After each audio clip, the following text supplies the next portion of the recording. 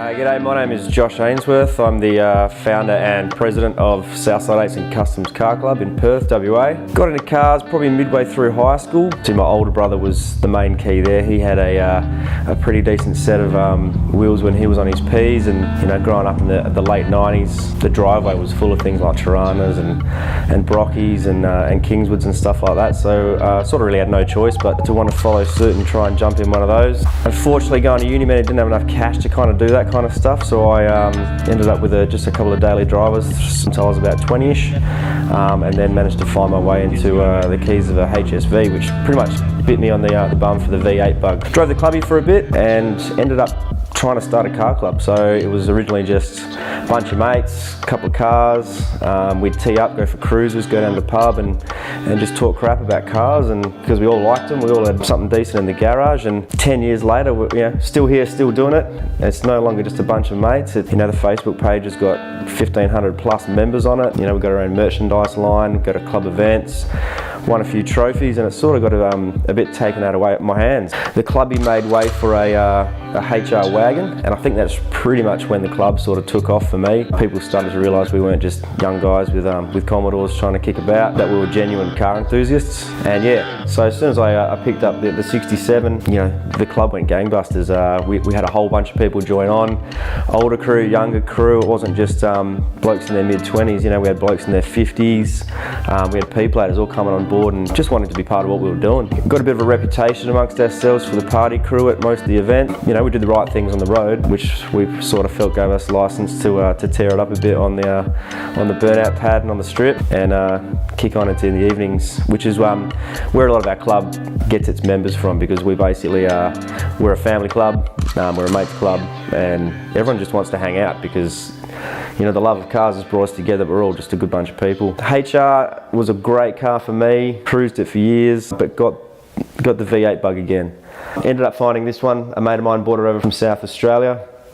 He picked up a pretty sweet car in stock form and chucked it into storage and was planning to do it up. But as soon as I saw it, I had to have it. So I kept flicking numbers at him until he said yes, he'd sell it. And here it is in my garage. It was a stock standard 253.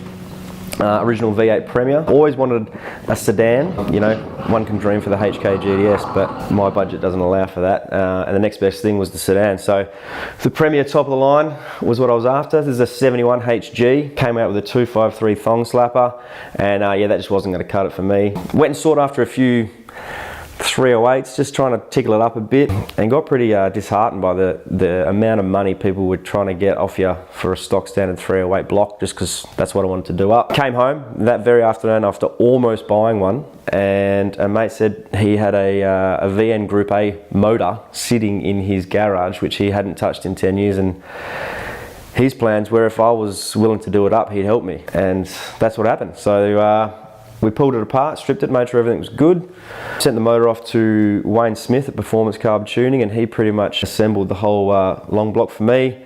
355 crank, flat top pistons, 5.7 litre rods, and then after that I pretty much did my best job to research what I could and piece together what was going to be streetable. Give me a bit of tickle when I put the foot down. So I set to myself that while the motor was out, I'd do the car up in my garage as best I could, getting ready for the motor to come back. So I, even though I've got no trade experience, stripped the engine bay, stripped all the wiring and repainted the engine bay as best I could. I am part of the rattle can mafia, so it does, it's not a show car by any means, but it was never meant to be. We've got an exhaust kit from Castle Hill Exhaust over in the Eastern State. We threw it on the hoist at another mate's dad's house, Steve, and he helped us piece together our own 2.5 inch exhaust. So it's got twin pipes dumped at the diff, and we did all that ourselves, all the cutting and welding, and it only took a day. I managed to find a VK director gearbox from a mate down in Bunbury and picked that up. Yeah, so the only thing left was a diff, and it was just trying to figure out what was going to fit in a HG. Didn't want a 9 inch because it wasn't really going to need one, and I managed to find one of the VL turbo diffs, which Phil Purser built for me. He said, if you give me the diff, I'll make it bulletproof, so he has. So it's 28 spline LSD with 345 gears in it.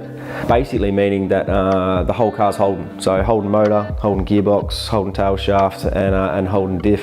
It got to a point where, you know, it was doing the right things, making all the right noises, so it was more about the look now. And I love hubcaps. I love the look. The whole look of the Premier was the old school look, so I've kept it old. Hubcaps. A mate of mine, Shane Wilmer, is my white waller, and we came up with the Australia Day theme, green and gold. It was different, everyone liked it, so it stuck. So that's my theme now.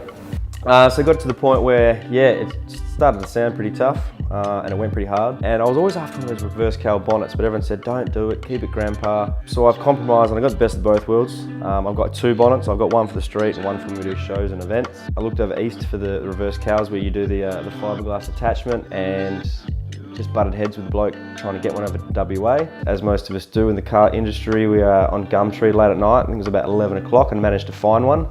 Literally one suburb from my house. Already done from the company I was trying to get it from. And yeah, picked that up. I've known the boys at Exclusive Effects quite some time now. I went to school with Neil Mills, and he hooked me up. So the boys there patched it up, boxed it all up, and they colour matched it to a T. Couldn't ask for a better colour match there.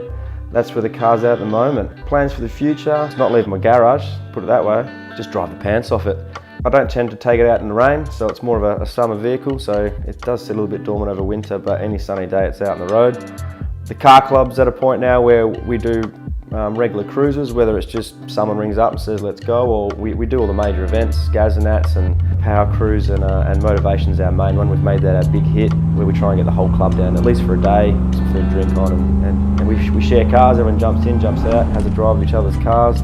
You know, it's like families. The cars are part of our family, the blokes are part of our family, their partners and their kids and their wives are part of our family, and Southside 8's and Customs sort of just grew from nothing into something, and I hope it doesn't go away anytime soon.